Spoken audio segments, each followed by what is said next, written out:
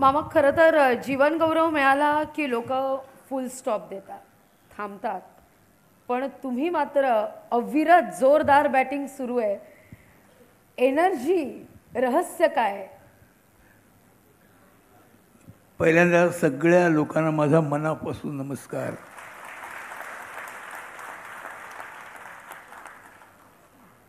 कारण मला निश्चित माहिती आहे की मला इथपर्यंत पोहोचण्यामध्ये तुम्ही सगळे कारणीभूत आहात. तुम्ही जर मला असा वरचेवर ठेवलं नसतं तर मी कदाचित करू पण शकलो नसतो. आणि जे काय मी केलं ते तुम्ही सगळ्यांनी गोड मानून घेतलं, आवडून घेतलं, हा माझा मी मोठा सन्मान समजतो. सगळ्यापेक्षा पुरस्कार मिळाले, आपण काय मला विचारलं? एनर्जीचं रहस्य काय? एक तर टॉनिक तुम्ही सांगितलंच, रसिका मायबाप. हो, तेच तर खरं आहे ना, तेच तर आहे. काय असतं, तुम्ही काय करता याचं जर कोणीतरी कौतुक केलं, कोणीतरी रजिस्टर केलं तर ते तुमची जी करण्याची जी हौस असते, की तुमचा जो करण्याचा जो जोर असतो तो वाढवतो ना. मी एक गोष्ट केल्यानंतर ती लोकांना आवडली, त्यांनी ती डोक्यावर घेतली, त्यामुळे माझा करण्याचा हे अधिक वाढला आणि मी असा वाढत गेलो मी. नाहीतर मला वाटलं नव्हतं की मी इथपर्यंत पोचेन.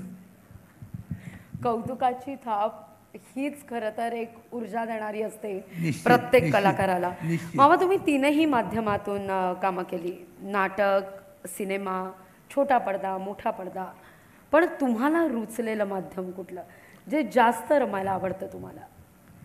काय झालं आहे, जनरली असं म्हटलं जातं की अमुक अमुक मला हे फार आवडतं कारण त्यात तो यशस्वी असतो. माझं असं झालं ना की मी तिन्ही ह्याच्यात यशस्वी झालो आहे हो. त्यामुळे मी कुठलं आवडतं म्हणून सांगू तुम्हाला तेच मला कळत नाही आहे. पण मजा आहे, एक अचिव्हमेंट करण्यात मजा आहे एक प्रकारची, की तुम्ही करता हे आणि तुम्हाला लोक डोक्यावर घेतात. आणि काय हा एकंदर प्रांतच असा आहे, अभिनय हा प्रांत असा आहे की तुम्ही लवकर समाधानी नाही राहू शकत, होऊ शकत नाहीत. एक केल्यानंतर तुम्हाला पुढे काहीतरी दुसरं करावं असं वाटतं. तेव्हा मी कुठलं चांगलं हे मी सांगू शकत नाही. अजून याच्यापेक्षाही काही चांगलं असू शकेल. क्या बात आहे. मी फक्त निव्वळ त्याच्या शोधात आहे, एवढंच. धन्यवाद. कारण आता मी या वेळेला मी आता टी व्हीवर माझी नवीन सिरियल चालू आहे. अशोक मामा नाव त्याचं, माझ्याच नावाची आहे. म्हणजे सगळं इतकं झाल्यानंतर, याच्यापर्यंत बोलल्यानंतर आता वयाच्या 77व्या वर्षी मी नवीन सिरियल करतोय. एकंदरीत डेली सोप करणं हे अत्यंत हेक्टिक काम आहे. करणं इतकं सोपं नाही आहे, दमवणार आहे ते. पण नाही, काय रंगभूमीचा वरदहस्त असतो मला माहीत नाही. पण एकदा तिकडे घुसलं आतमध्ये की सगळं विसरून जातं. काय कळत नाही कसं होतं ते, कसं होऊ जातं मला काय कळत नाही.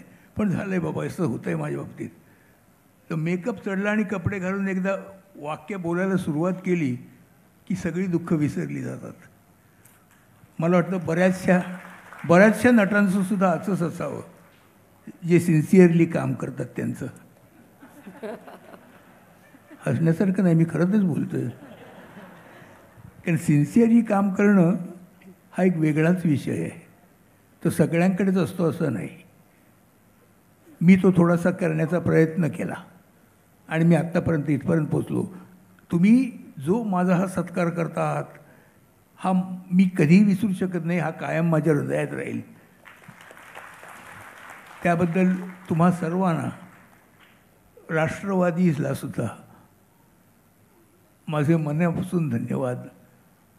त्यांनी असाच माझा एकंदर उत्साह वाढवत राहावा अशी मी देवाजवळ प्रार्थना करतो. Thank you very much. धन्यवाद. वळूया चौथ्या